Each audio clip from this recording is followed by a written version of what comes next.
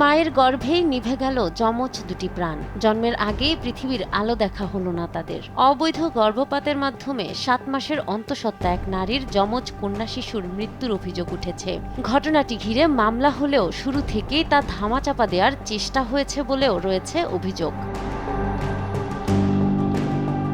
ঘটনাটি গাইবান্ধার পলাশবাড়ী উপজেলার হরিনাথপুর ইউনিয়নের তালুক জমিরা হাজিপাড়া গ্রামের। ওই গ্রামের স্বপন মিয়ার সঙ্গে মনি আক্তারের প্রেমের সম্পর্কের সূত্রে বিয়ে হলেও শুরুতে তা মেনে নেয়নি মেয়ের পরিবার। পরে পারিবারিক আপোষের মাধ্যমে ইসলামিক শরীয়ত অনুযায়ী পুনরায় বিয়ে সম্পন্ন হয়। বিয়ের পর দম্পতি ঢাকায় বসবাস করতেন।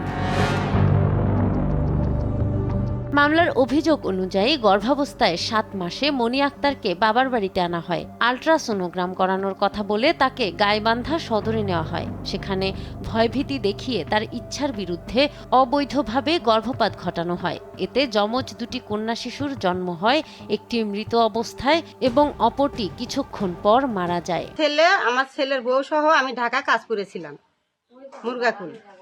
সেই জায়গা থেকে র্যাব আর মেয়ের বাবা মা তা তুলে নিয়ে আসে, পুলিশ দিয়ে র্যাবের মাধ্যমে তুলে নিয়ে আসে আমার ছেলে আমার নাতির ঘরক কিভাবে হত্যা করছে, কেটা হত্যা করছে তা আমি জানি না, কিন্তু আমার সন্তানের দাবি আমি চাই, আমার সন্তান আমি জীবিত অবস্থায় আমি চাই। এখন ওই যে 7 মাসের বাচ্চা হলো পেটে ছিল, সেটা হলো কিসের মাধ্যমে মারছে এখন আমরা জানি না। আমাদের বাচ্চা, আমরা হলো যমজ বাচ্চা, আমার দুটো ভাস্তি, তাদের আমরা জীবিত অবস্থায় ফেরত চাই। আমাদের হলো বাচ্চার দাবি। মনে করে ভালো মেয়ে আইলো, আসিয়ে মনে করে তারপরের দিনই মনে করে বাচ্চা হইলো।